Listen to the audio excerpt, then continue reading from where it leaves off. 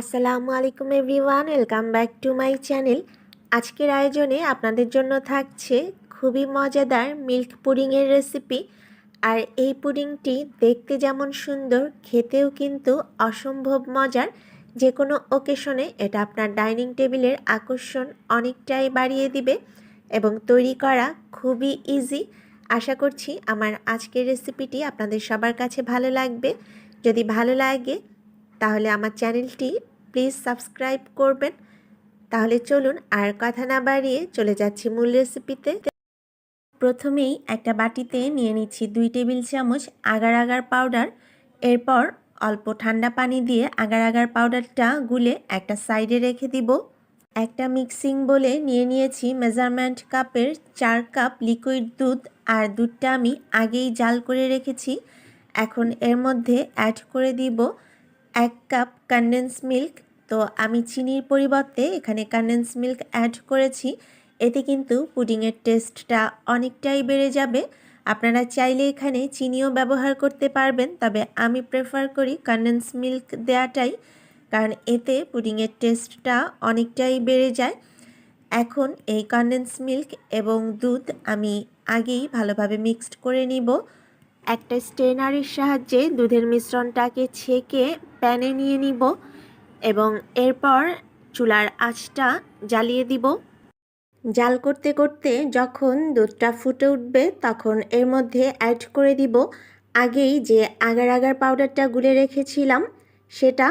দেওয়ার পর আবারও নেড়েচেড়ে দুধটা জাল করে নিব এবং চুলার আঁচটাকে একটু কমিয়ে রাখবো, কারণ বেশি বাড়িয়ে রাখলে দেখা যাবে হয়তো নিচে বা সাইডে লেগে যেতে পারে, এতে এর স্বাদটাই নষ্ট হয়ে যাবে।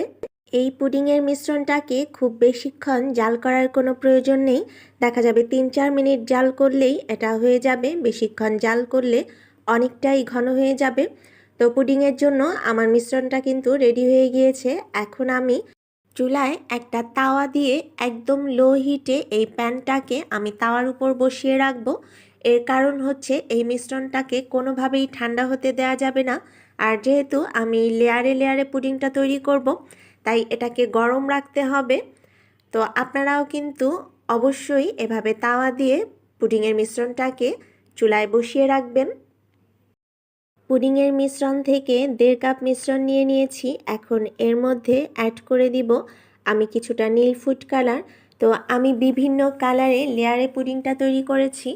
আপনারা যারা ফুড কালার ব্যবহার করতে চান না তারা কিন্তু ঠিক সেম প্রসেসে সাদা করেও এই পুডিংটা তৈরি করতে পারবেন।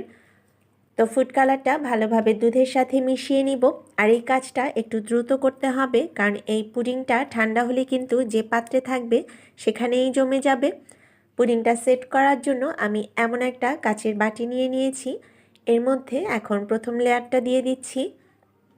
এরপর একটা চামচের সাহায্যে এর উপরের বাবলসগুলো একটু নেড়ে দিব যেন ভিতরের বাতাসটা বের হয়ে যায়, এবং অপেক্ষা করব পুডিংটা ঠান্ডা হওয়ার জন্য। তো এটা কিন্তু ফ্যানের নিচে 10 মিনিটের মধ্যেই ঠান্ডা হয়ে যাবে। আর কারো যদি খুব বেশি তাড়া থাকে তাহলে এটা ফ্রিজে রাখতে পারেন, তাহলে আরও দ্রুত জমে যাবে। আর ওইদিকে পুডিংয়ের বাকি মিশ্রণটা কিন্তু আমি একটা তাওয়া দিয়ে চুলায় বসিয়ে রেখেছি। তো 10 মিনিট পর কিন্তু পুডিংটা জমে গিয়েছে, আপনারা নিশ্চয়ই দেখে বুঝতেই পারছেন। এখন এর মধ্যে আমি দ্বিতীয় লেয়ারটা দিয়ে দিব। এই লেয়ারে আমি কোনো ফুড কালার ব্যবহার করিনি, এটা সাদাই দিয়েছি। আর আমি একটু কম জমাট অবস্থাতেই দুধটা ঢেলেছি। এতে কিন্তু একটা আপনারা দেখতেই পাচ্ছেন যে দুটো কালার মিক্সড হয়ে একটা শেডের সৃষ্টি হয়েছে। এতে পুডিংটা আরও অনেক বেশি সুন্দর লাগবে।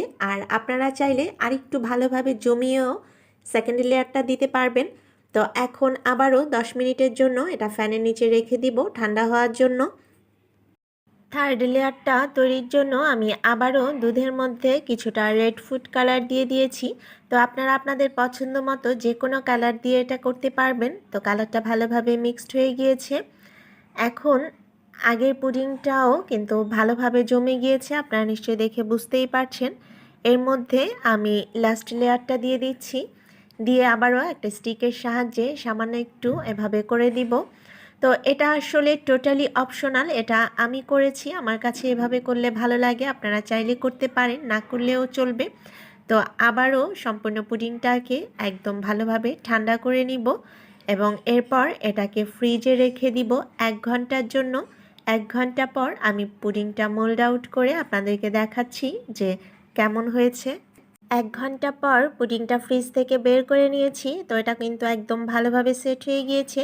এখন একটা ছুরির সাহায্যে এর চারপাশটায় খুব হালকাভাবে এভাবে একটু কেটে নিব। এতে খুব ইজিলি কিন্তু পুডিংটা মোল্ড আউট হয়ে যাবে। আপনাদের কাছে পুডিংটা কেমন লাগছে আমি জানি না, তবে আমার কাছে কিন্তু দেখতে অনেক ভালো লাগছে। এখন আমি এটা একটু কেটে আপনাদেরকে দেখাচ্ছি যে এর ভিতরটা কেমন হয়েছে। তো আপনারা যে কোনোভাবে আপনাদের পছন্দ মতো করে কেটে নিতে পারেন। দুধের তৈরি এই পুডিংটি দেখতে যেমন সুন্দর, খেতেও কিন্তু অসম্ভব মজার। তো আমাকে অবশ্যই কমেন্ট করে জানাবেন যে রেসিপিটি আপনাদের কাছে কেমন লেগেছে। যদি ভালো লাগে তাহলে বাসায় একবার অন্তত ট্রাই করবেন। সবাই অনেক ভালো থাকবেন, সুস্থ থাকবেন। আল্লাহ হাফেজ।